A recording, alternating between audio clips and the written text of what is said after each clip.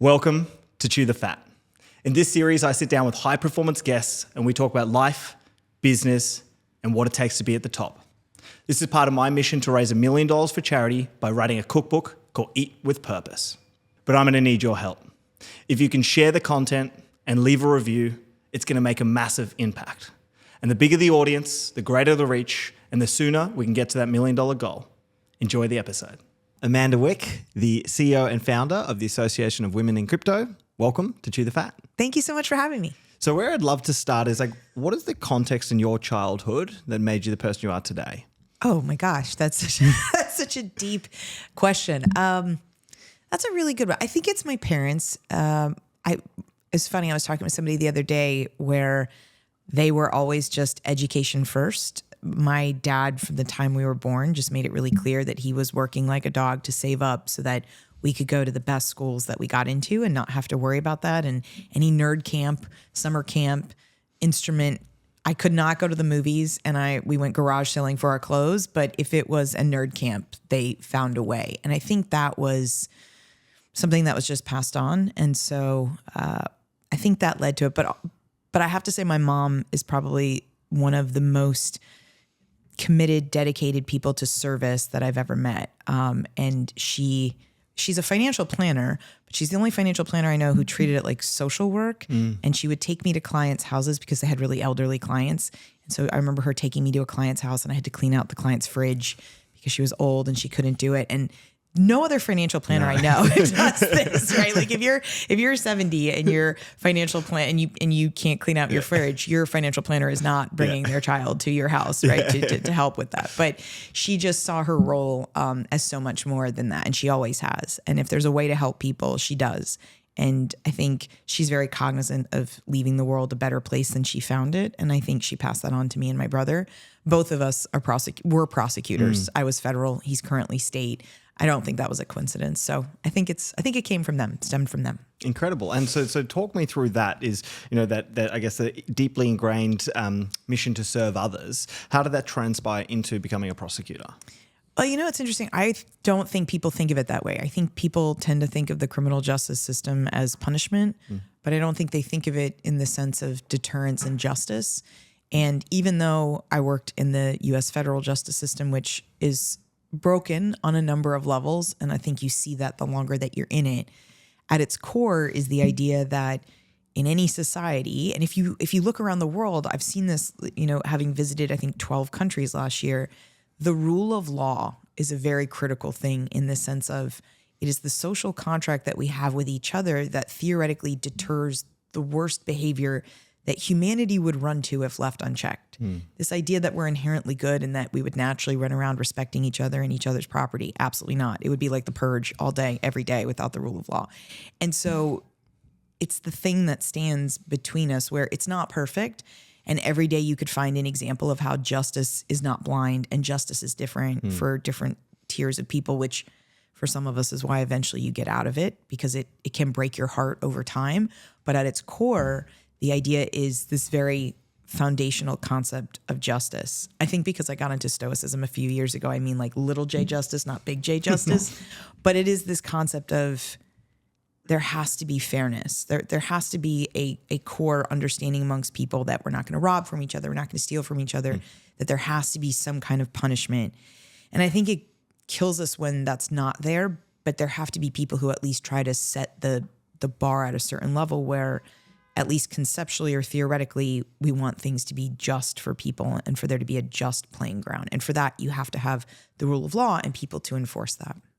And what was what did the daily job look like? If there's been lots of people here listening and they hear, Department of Justice, federal prosecutor, they're like, wow, that sounds wild. But what does it look like? They would be so crushingly disappointed. Everybody thinks it's Law and Order, some variation of like SVU or maybe like the organized crime one. And I actually watched Organized Crime for the first time with my mother the other day, and it was mind blowing to me how not like the real life it is. The real life is a lot of calls and emails. Now, I will say, if you were to go visit my brother, who is a state prosecutor, he's in trial much more often. He does a lot more hands-on investigative work. And in fairness, Law and Order is a state. This is why there are no television shows about federal prosecution, because making phone calls and sending emails all day is not a show that anybody wants to watch. The federal process is just so much slower. Our cases take so much longer.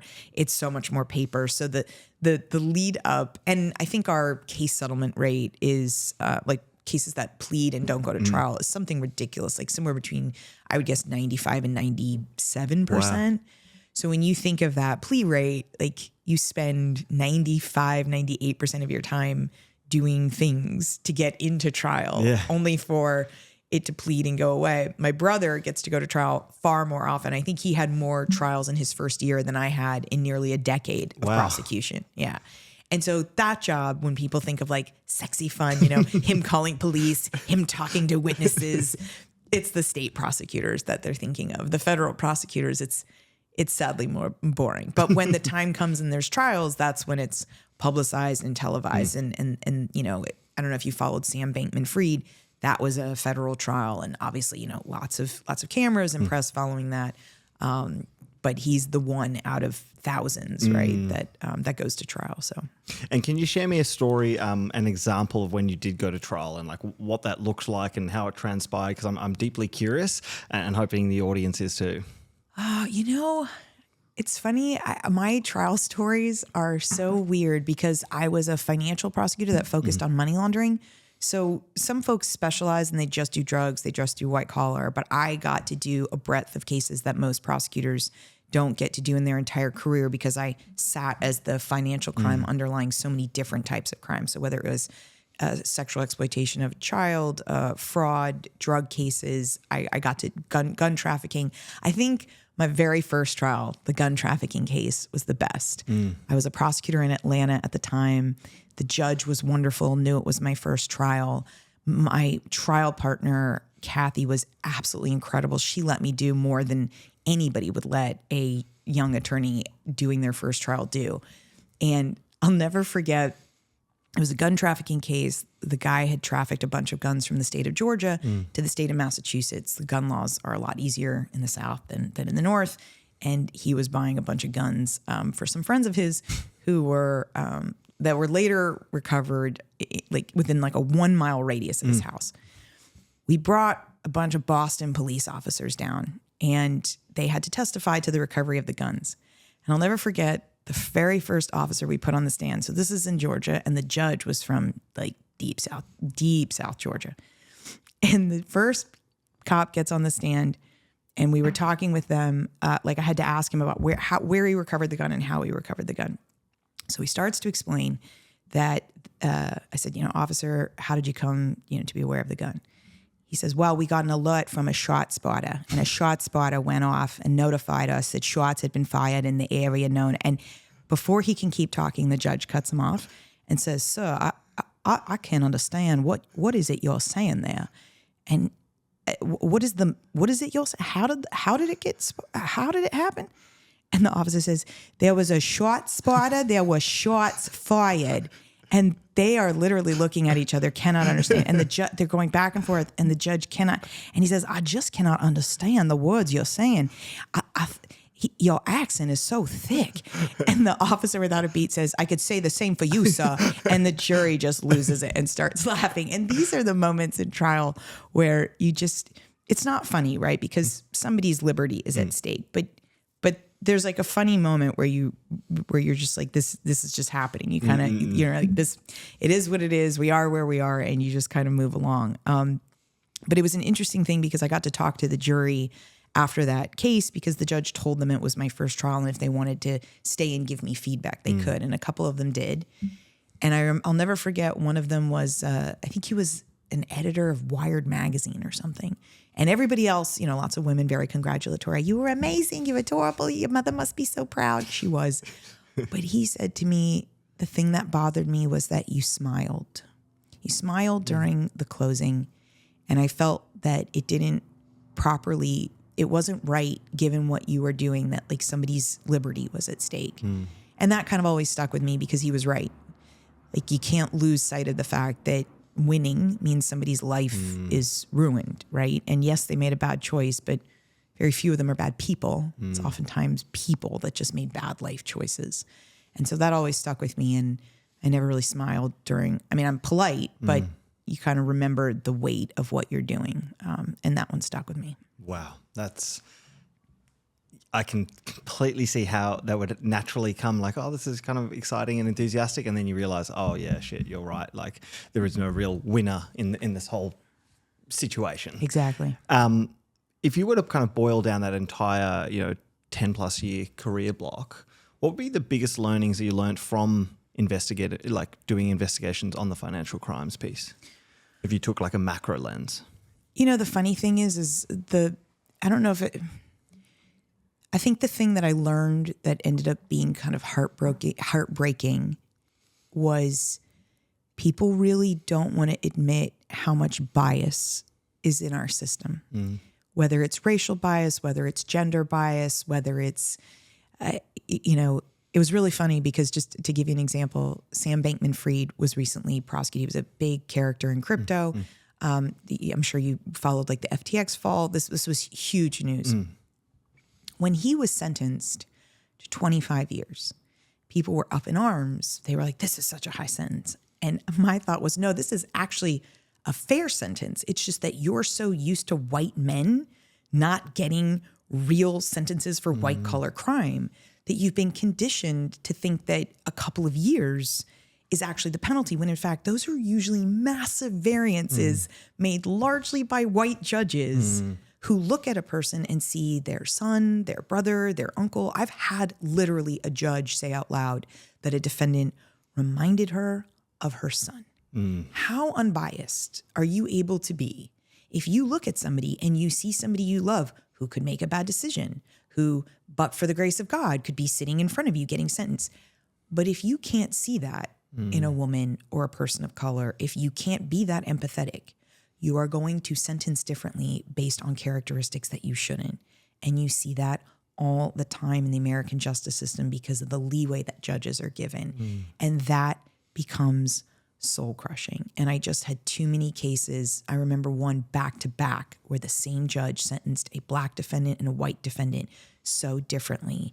And I didn't call her a racist to her face, but it was pretty clear that that was my assumption of what she had done. And she had no good justification for it. And it was so appalling. And I think for me, that was the beginning of the end, where I thought that I had control over the system as a prosecutor. And you do at the charging level. You can do really good work making sure that people aren't overcharged or that, improper things aren't done. But once you get past that, when you get to the point where a judge decides, you have so little control over that part of the process. And if it's just unfair and unjust enough, I think after a while your soul can't take it and it's time for somebody else to fight the fight. And I think that's part of why later on I started the association, because I just got really militant about gender. It was the thing that I picked as a woman.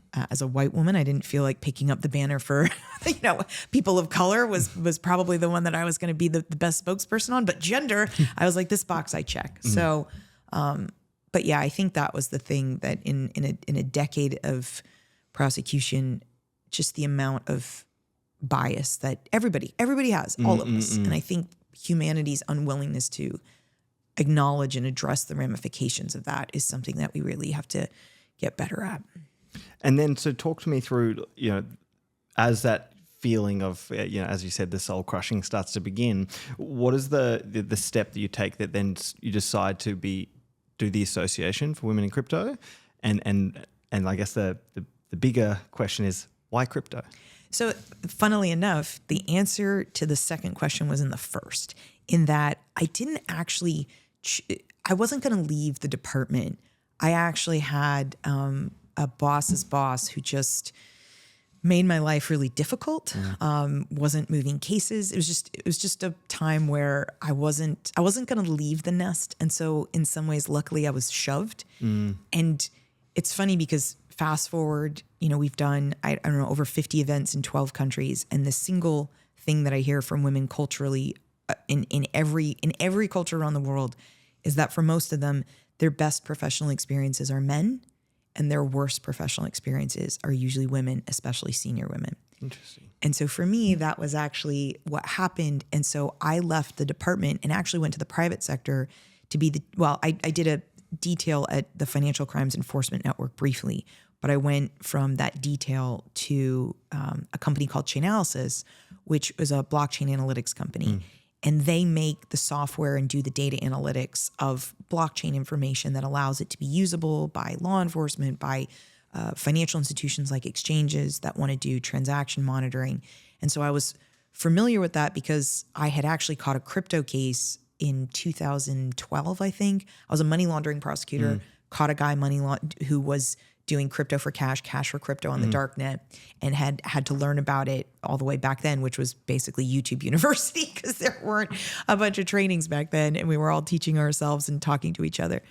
So I leave and I go to Chainalysis, and that was the first time I'd been in the private sector in a decade at that point. And I was floored because in the US government, we were really spoiled. A lot of the prosecutors, a lot of the analysts, like if you read Tracers in the Dark, like the real tracers, like the one who did a bunch of the work, were actually women. And the analysts at DEA, FBI, most of the major prosecutors, women. Interesting. And a lot of folks don't know that. And we had a group, we were all, very friendly.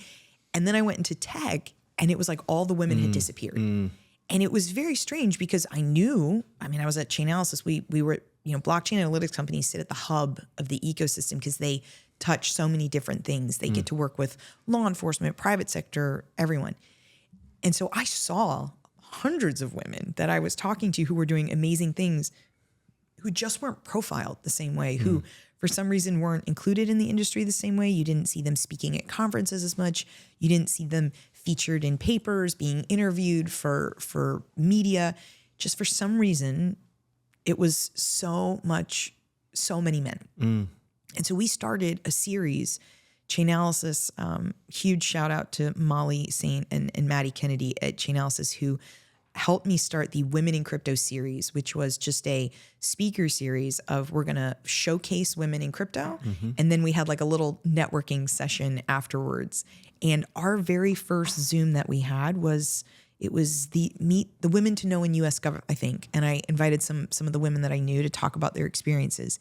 That very first Zoom, I think we had 1,300 registrants from around the world. Wow. And I want to say over 100 showed up in this cute little app I think it was called GatherTown. It was just like Legends of Zelda meets Zoom networking. And it was super fun.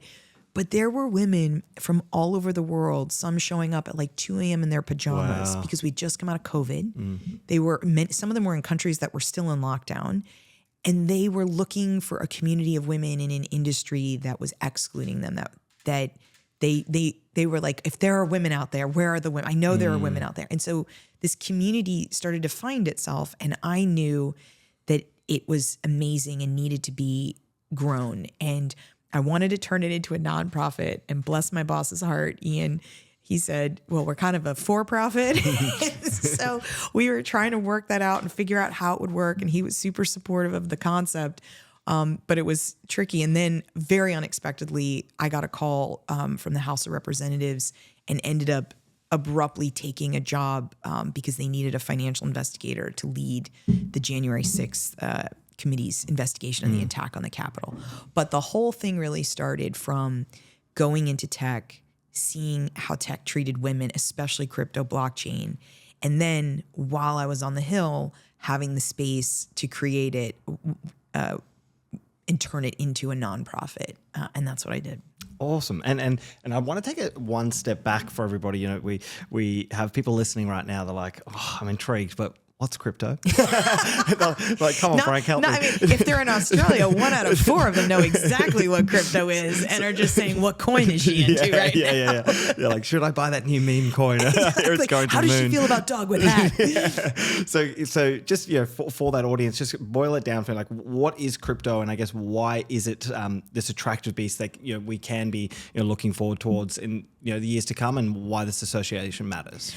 I love that question because people have have actually suggested we change our name because crypto has become such a dirty word and people think of it associated with FTX. They think of it with these crap coins, with speculation. That is not what it is. That's like saying that Napster was digital music. That was the very beginnings.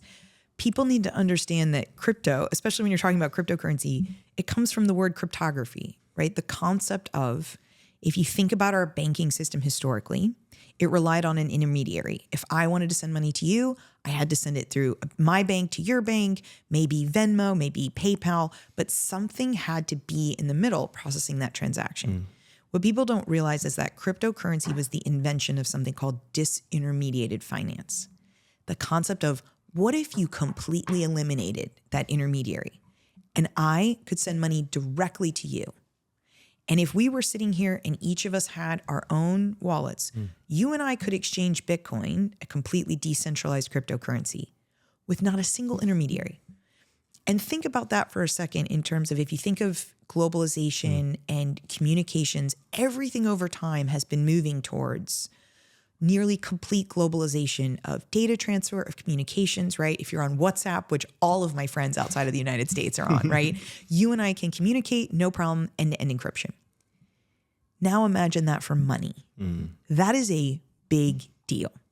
And people tend to think about, well, Bitcoin, Ethereum. Yes, there are the currencies themselves, but that's like getting wrapped up in who was going to win the war in digital music between LimeWire and Kazaa, right? And I'm aging myself here. People may not remember those. But if you were to look at digital music like Napster, right? And then the iterations of that in Winamp, which people may not even remember. But you don't get to Apple Music, Spotify. You don't get to those things without the initial disruptors that was Napster. So it's hard to say where we're at in the LimeWire, Kazaa phase of crypto. But what people really need to understand about crypto is, it's not about the coin. It's about the technology. It's about the fact that finance historically has been running on rails like a steam engine. And what crypto did was turn that into a bullet train. You and I could send money instantly without an intermediary. Wrap your head around that first, and then you can dive into the rabbit hole of which coin, which protocol, Solana versus Ethereum, what technology do they add? What are the layers? All of that comes after just wrapping your head around what are the implications of getting rid of intermediaries in the financial process, reducing fees, making it cheaper, making it faster, possibly getting more people involved in the financial system who the banking system didn't care were unbanked and underbanked, right? So those are the things that people should really focus on. Unfortunately, the press and the media, clickbait is clickbait. And so if they put a bunch of crap out there that makes it seem like crypto is all about the coins or Dogecoin or dog with hat, and it's just noise, right? It just gets people to click. But if you're somebody out there who's sitting there saying, why should I care about this technology? You absolutely should care, because it's the future of digital finance. And if you were somebody sitting there when Napster came out thinking, nope, the record industry is going to win this battle and I don't need to learn what digital music sharing is, I would beg you to reconsider your life strategies. I'm not asking you to be a first adopter and go out there and get a wallet. But if you are tracking what's happening in the future of finance, this is a technology that you want to understand and learn. It is not a fad. It is not going away. Are some of these crap coins fads? Absolutely, right? But the technology itself, absolutely not going away. That's really, really interesting. I love the parallels between that and Napster. And I think that is an important view for people to understand, because, especially if I look at the market today, which we're back in the bull run, back in all the headlines. It's back on. Going up to the moon. My indicator of, is the market price too high, is when I start getting people like, someone's parents who say to me, like, is it time for me to buy Bitcoin? I'm like, well, it's time to sell, everybody. And so my question would really be like, how do you balance that? Because, the association is doing something that's really, really important, and wanting to get more women there, and then the unfortunate cycles that we are in with crypto is very much, it can get very heated and can get a lot of speculation, if that makes sense. It makes perfect sense. So like, how do you balance that? Because I guess what the thing that comes to my mind is like the timing for you and the association is really important, because if it's like advocating and then advocating on a rise, and then there's a huge drop. It's like, oh, were we advocating for the right thing? Yes, but what's so interesting about what you're saying is that the advocacy runs underneath it all, in the sense that I tell people all the time, we are a professional association. We're not an enthusiast association. And there's a difference, right? Because people will come to us and say, oh, hey, we want to do this program because we want to encourage a bunch of women to invest in crypto. That is not what we do. There's way too many lawyers in our association for us to ever be comfortable with that. In fact, our very first logo said, learn, invest, advocate. And it was because we wanted people to invest in women and invest in the future of women. But when we looked at it after it was made and it said crypto and invest, we were like, nope. Got to get, because we didn't want it to even be remotely suggestive that what we were saying was get into the investment of crypto. There are a lot of women and allies in our group, because we have a lot of male members, we have non-binary members. There are a lot of folks who are in our organization who don't own any crypto. They believe in the technology. Maybe they don't believe in investing in the coins. They work in the industry. Maybe they're lawyers, maybe they're compliance, maybe they're advisory. They could be a lot of things. They might not necessarily be investors in crypto. And so we are pretty adamant about saying we're people who believe in the future of the industry, in the technology. That could end up being 4 protocols, 10 coins, right? Who knows where that'll shake out? It could end up being a basket. I mean, I think there's over 2,000 different cryptocurrencies now. I don't even know. Cat with hat might be coming out like down the road. We don't, nobody knows. But the thing that all of us have in common in the association, and frankly, I think everyone who's working in the crypto, blockchain, Web3 space, is that they see that the old system was broken. And I think that's why people like me who were like, justice was a little too hard to fix. Crypto, blockchain, Web3 is being built right now. And there's something about being in a community of builders. Ari Redboard is the head of global policy, and I'm not going to get his title right. He's the king of crypto. That's what we call him. But he's at a company called TRM Labs, also a blockchain analytics company, does incredible work in the space, also one of the sponsors of the association. His LinkedIn account, if you follow it, which I highly recommend everyone do, it epitomizes the feeling of, like, he talks about how all of us are building something together.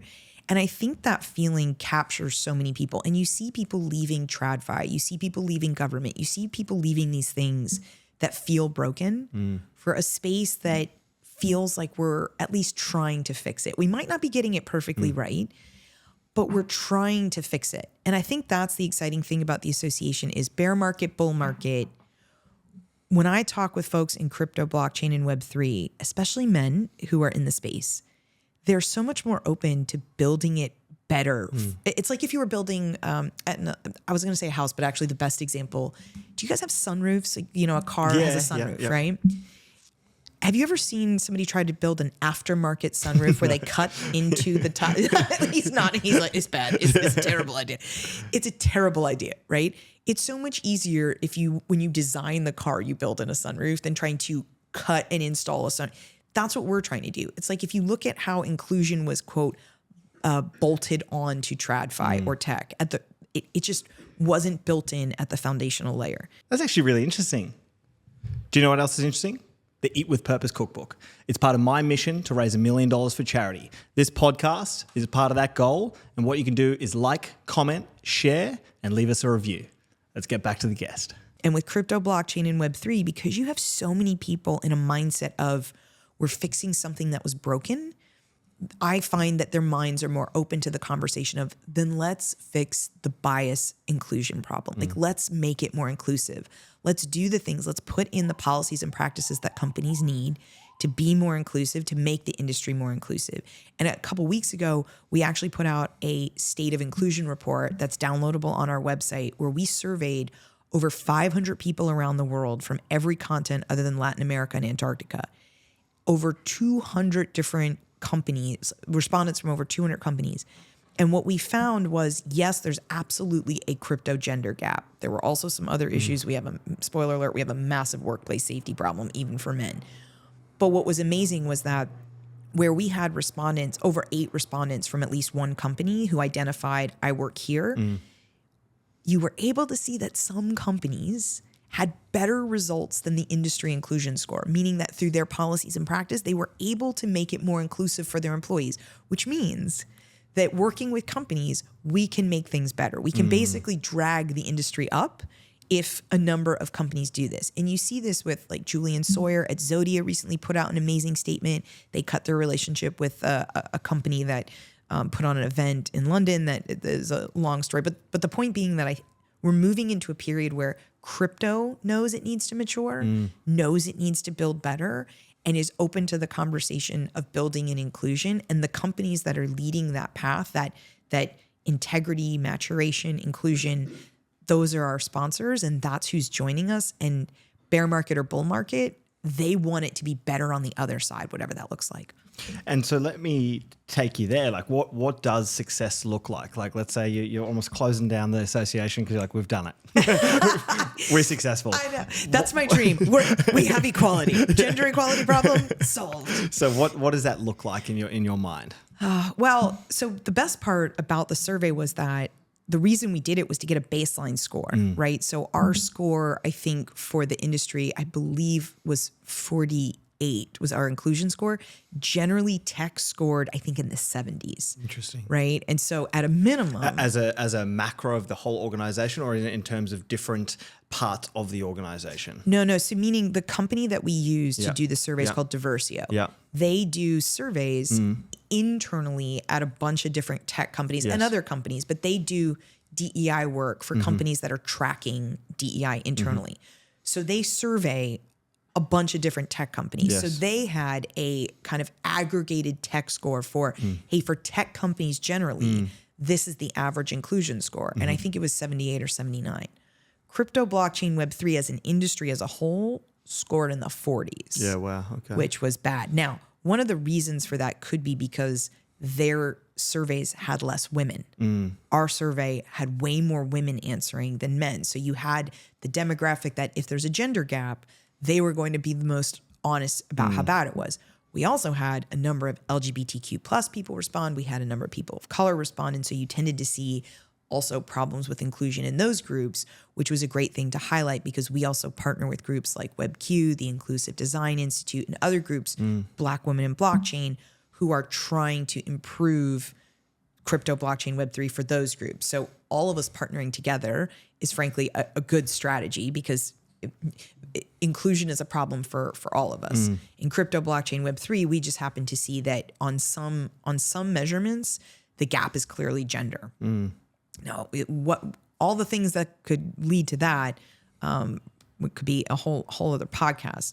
But the issue of using that as a baseline. So where are we in 3 to 5 years? Getting that inclusion score up and seeing market improvement in the industry as a whole.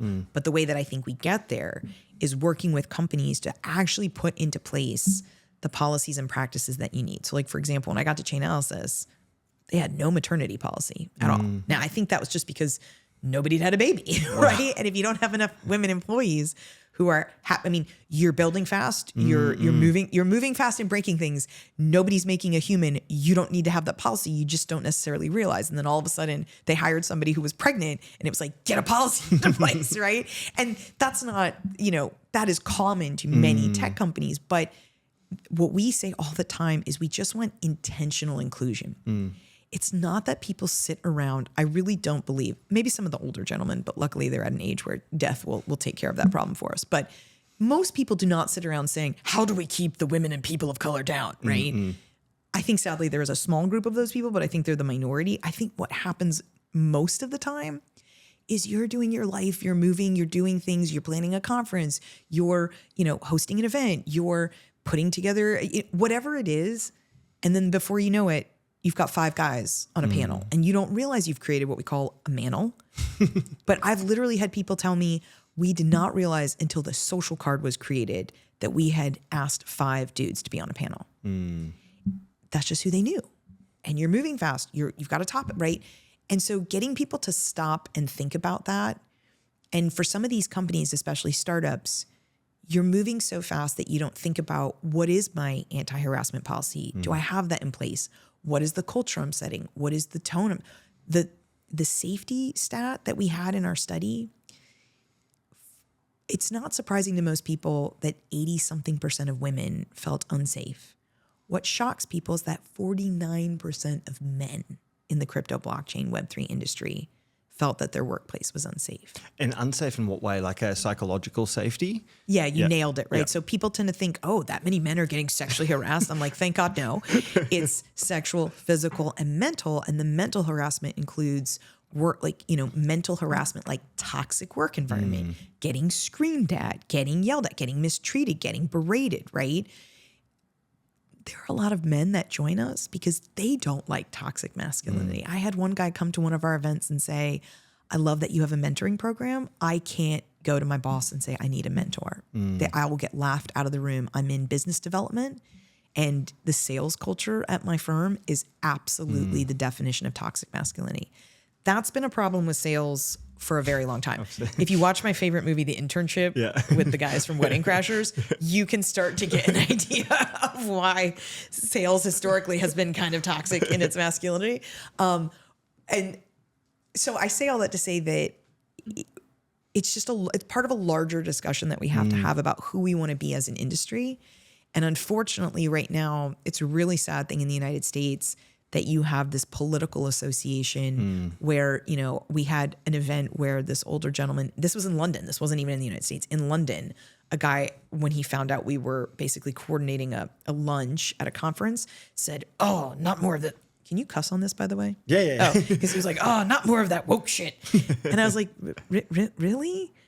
Again, age might take care of that problem for us, but realistically, attaching attaching a political nature to the idea of inclusion is such a terrifying, risky thing, right? Because it's just like a fundamental human rights thing. We should be able to have a conversation about giving people opportunities that they have been historically denied on an unfair basis.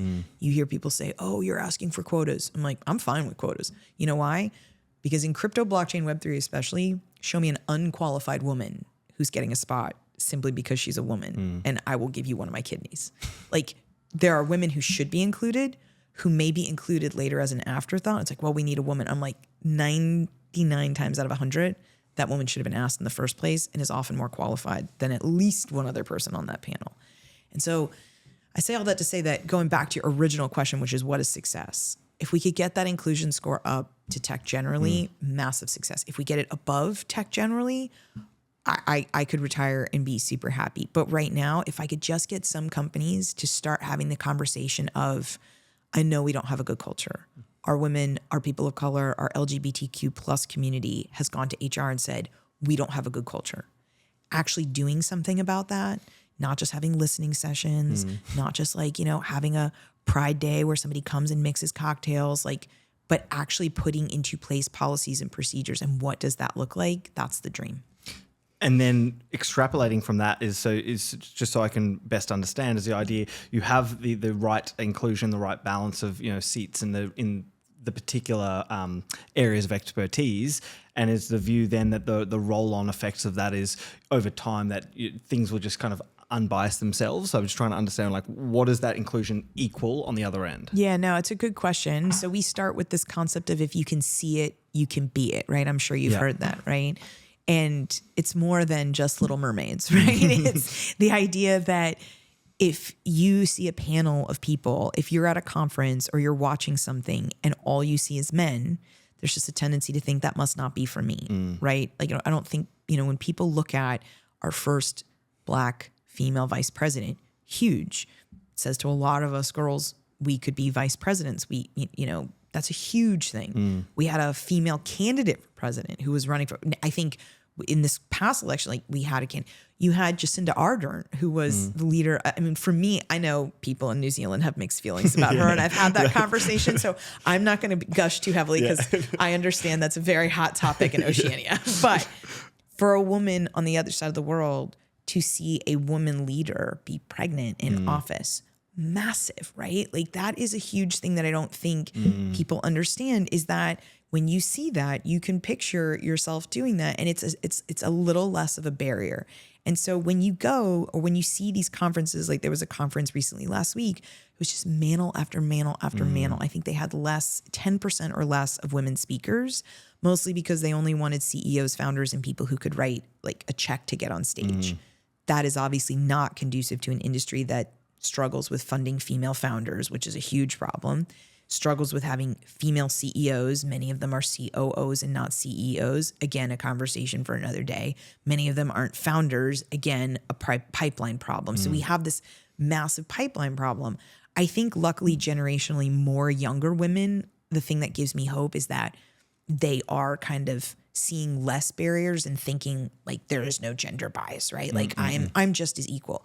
And we actually hear this from younger people, male and female, who say, I don't think there's a gender bias issue. I don't need to care about this. I don't need to be involved.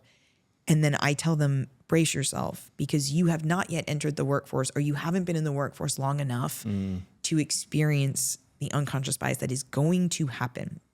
And then unfortunately what happens is those women call me about, a year, 2 years later, and they're like, well, I had my first promotion where I didn't get it and a less qualified man did. And I'm like, now let me guess, you want to become a gender advocate because it impacted you. And that's the problem, right? Is that a lot of people think until it impacts me, it's not a real thing. And, my dad, bless his heart, lovely 70-year-old white dude, we've had this conversation quite a bit, because if he doesn't experience it, it doesn't really exist. And having that conversation sometimes with men, especially white men, is, if they're open to it, it's like a little bit of scratching a layer at a time to, I know you might not have ever experienced this, but it happens. And then telling him things that have happened to me throughout my life, right? And so, to the core of your question is, what will it look like? It will look like more women being involved, more people of color being involved, right? I would love it if at some point, you hear these people say, I just want a meritocracy. All of us would absolutely love if it was just a meritocracy. But there's an amazing book called The Meritocracy Myth that talks about how actually very few things are in fact a meritocracy, whether it's people like whether you won the birth lottery of race or socioeconomic background, where you're born. I mean, I lived in a town called St. Louis, Missouri. The first question they literally ask when they meet you is, where did you go to high school? It tells you everything you need to know about a person, because everything in their life, who their people are, where they live, their socioeconomic status, probably their race, if it's not completely evident, right? Told by where they went to high school. Like, that's like a staggering concept when you think about it in terms of, well, is that a real true meritocracy? If that kind of dictate, right? So I think Warren Buffett said something about winning the birth lottery, right? And kind of how many numbers out of the birth lottery you win. If at some point we're at the point where people are just, panels are chock full of women and people of color, and LGBTQ is tougher to obviously to see. And we have that conversation with the WebQ folks, and it's a different conversation. But if there was a diverse group, I mean, not to derail the conversation, but we actually hear this from people from like places like Australia, Poland, where when we're at conferences, there are companies that are making incredible. Most people don't know that Canva was started by Australians. Yeah. Right? Like these massive things. Yeah. People just assume it's probably some Americans coming out of Silicon Valley. No, it's in fact, one of them is a woman. I believe the co-founder is this incredible, like billionaire, brilliant woman who is like one of my idols. Melanie Perkins, co-founder and CEO of Canva. Yes, and an absolute beast. And people don't realize because it's from Australia. So like the biases aren't just gender, right? It's location and historically, like who's been the weightiest. If it comes out of Silicon Valley or London, people pay attention. If it's Singapore, Oceania, right? Like Eastern Europe even. The guy from Poland was like, nobody looks at what we're doing. But if I was based in London, people would pay attention. And the guy from Singapore was like, if I built this in Silicon Valley, I'd have $2 billion in funding already. And that's like a very harsh reality. So I think, what success looks like in a few years, for me, yes, I'm focusing on gender, but realistically, and I wish this is the thing people would realize about crypto, is that crypto is breaking so many things. If you look at people in Latin America, if you look at countries that are getting off the US dollar, that are clawing their way off the US dollar, the reduction in dollar dominance, the rise of other countries, what the next 10 or 20 years looks like could be so wildly different. And I think for a lot of people, it's starting to look more like a real meritocracy and not what we've been telling ourselves was meritocracy. Incredible. And I want to play the devil's advocate, not because not because I picked an Australian. You're like, I can't look biased. But I just want to tease it out for those who might be thinking like, okay, it sounds incredible, but what would your critics say to you? What would they might say? Hey, you're thinking about this in the wrong way, or perhaps what they've said to you so far. Oh, I'll pick out some LinkedIn comments from our Unmanel Your Panel initiative. I think the thing that we hear the most, especially from white men, is that it's not fair to do, well, then you shouldn't do all women panels, right? You shouldn't do, so many of your events are all women. So what, you just want to replace all the men with women. And that's not entirely true, but it gets to the core of what I think is a really big debate, which is the difference between equity and equality. Mm-hmm. And if you've ever seen, there's a really great picture that explains this, it's three people standing behind a fence trying to look over the fence at a race on the other side. I think it's maybe a horse race on the other side. And one person is a man, the next person is a woman, and the next person is a guy in a wheelchair. And equality is them all standing behind the fence.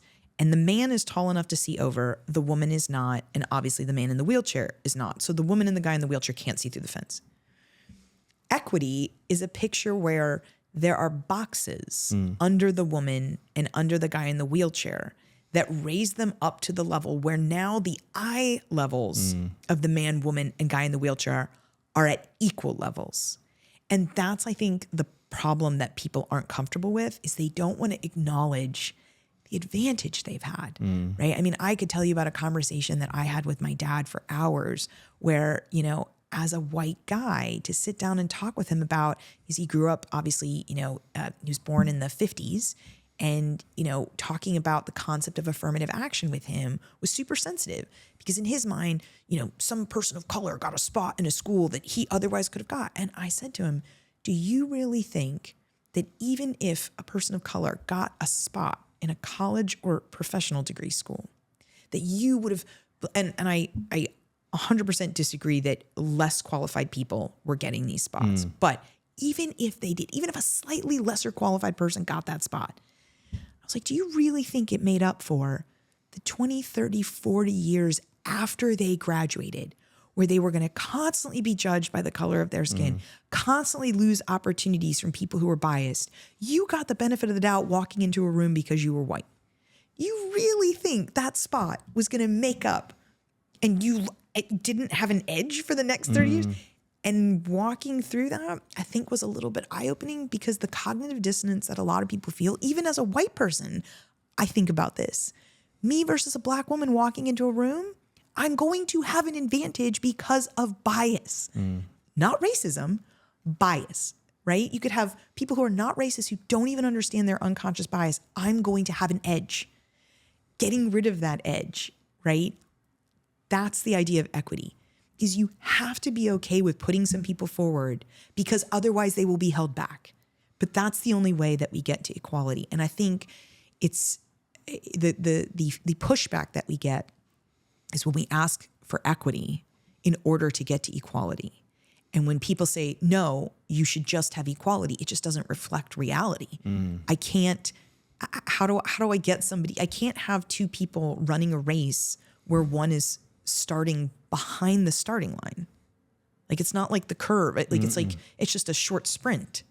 So if we can't get equity to start in the same place, we're never going to have equality. So we have to somehow find a way to push through the cognitive dissonance of those of us that had an advantage, Americans, right? I think we're about to experience that in the next 10 years. I think the dollar is not going to be as strong as it was. And a bunch of Americans are going to find out what their life is like when they don't have the advantage of the dollar being so strong. And if that happens, I think that's going to be a real wake-up call.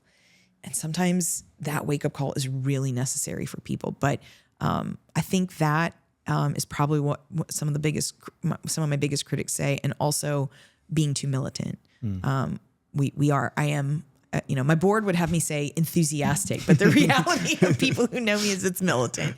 I think it's because a few years ago I got into martial arts, and I think once you start fighting, you just never stop fighting. And yeah, It's just, I think where I'm at in my life right now is fighting all the time. Well, I'm glad I didn't sneak up on you when we arrived here today. I don't know why. Accidentally put into a guillotine. That's the first thing people say. But I love that you know what a guillotine is. That's awesome. Just want to show everybody that I knew what a guillotine is. Thank you for having me. It's, you know, what's really interesting, like as you talked through that and also, you know, a comment you made earlier, which is around wrapping it up in politics, you know, and this is from an outsider's in's perspective. Unfortunately, yes, there are elements here with the, you know, you talked about the DEI movement. For those who don't know, it's diversity, equity, inclusion. You know, there's different things that are inside politics, and then now, unfortunately, you're doing something that fundamentally makes perfect sense.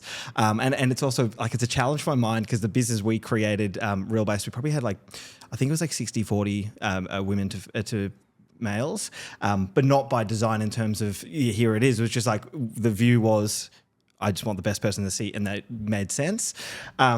And so it's unfortunate because that will be the push and pull here, which is always, you know, comes into politics, and then now you're on this side and that side, and it's kind of hard to move forward when you're in that space. So I can understand the challenge there of getting it all politicized when ultimately the end goal is the thing we're trying to go for.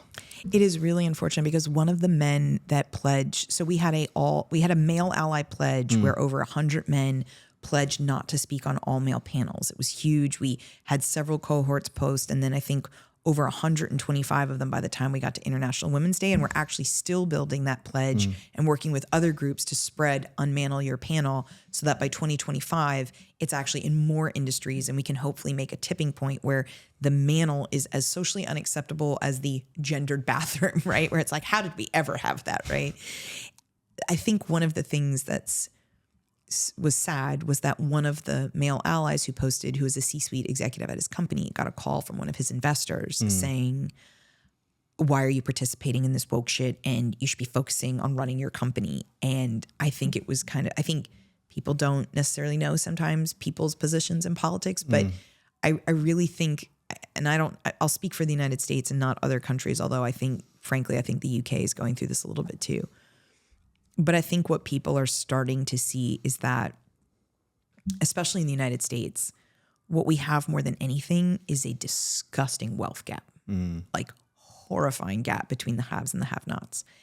And the only way that the haves maintain that is to consistently scam the have-nots into blaming other groups for their problems and not the people who have systemically kept them down and prevented them from succeeding.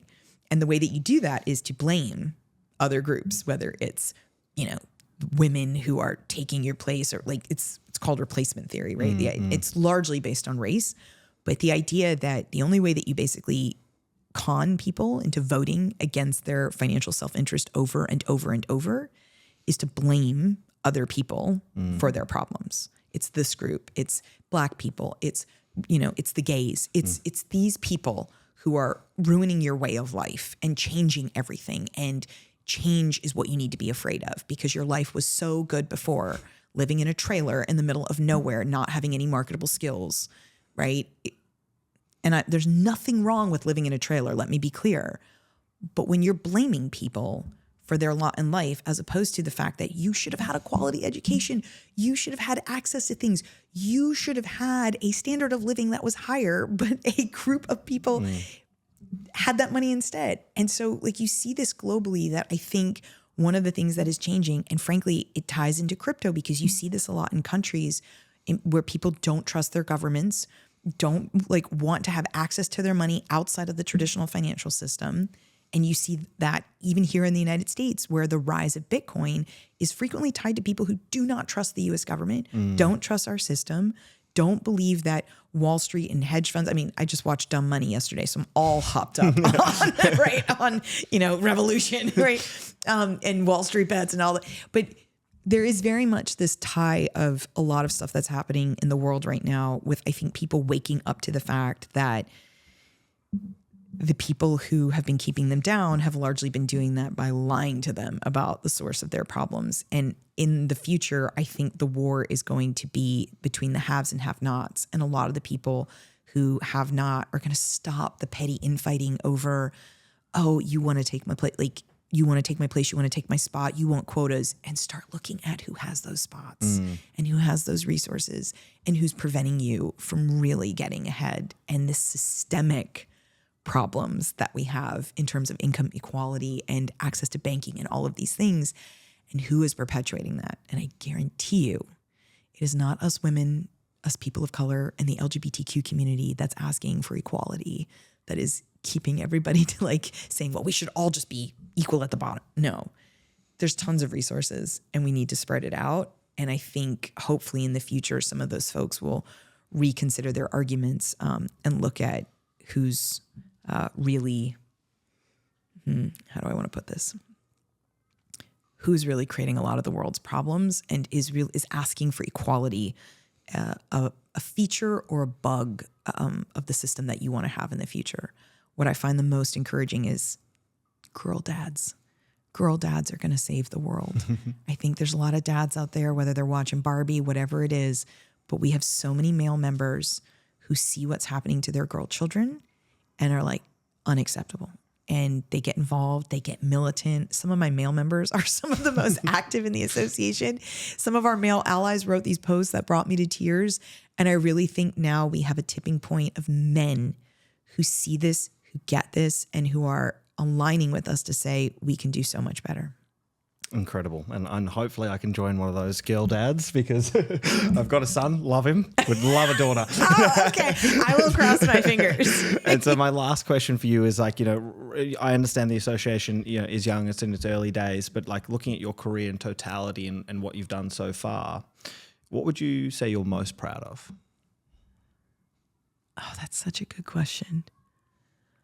I know my colleagues on the Jan 6 committee would say our report, and I just have so little faith that will have long-term effects on improving the United States. But I think what I'm most proud of is that we're a little over a year in. I think we have over 460 members in 26 countries. But actually the thing that I'm most proud of is a message that I got on International Women's Day. We had the 125 male allies post about their allyship. And there was a message from a woman who sent me a message saying, you have no idea how nice it is not to be the only one fighting this fight. Seeing all those men gave me hope for the first time in a long time. And I think the fact that there are some women who were burned out and hopeless on the fight for gender equality, who that spark has been reignited. And women have contacted me and said, I don't see a lot of women organizations out there that are actually advocating for change, but you are. How do I get involved? That is the greatest part of my day, every day that it happens. And so I think I'm most proud that we're fighting. And I think we're going to keep fighting. I think we're going to keep being militant about it. I think we've made really amazing strides in the little over a year that we've been going. And I really hope in 3 to 5 years, we look back and we're having this conversation again. And the Unmanel Your Panel initiative has made it where manels are no longer a thing. And women are all over crypto, blockchain, Web3 conferences. And the industry has matured. And we are closer to what the Apple Music or Spotify of digital finance looks like. And it looks like a lot of women and other underrepresented groups are included in a way that TradFi didn't. And then we can toast to our success. Love it. Amanda, thank you so much. Thank you so much for having me. It was an absolute blast.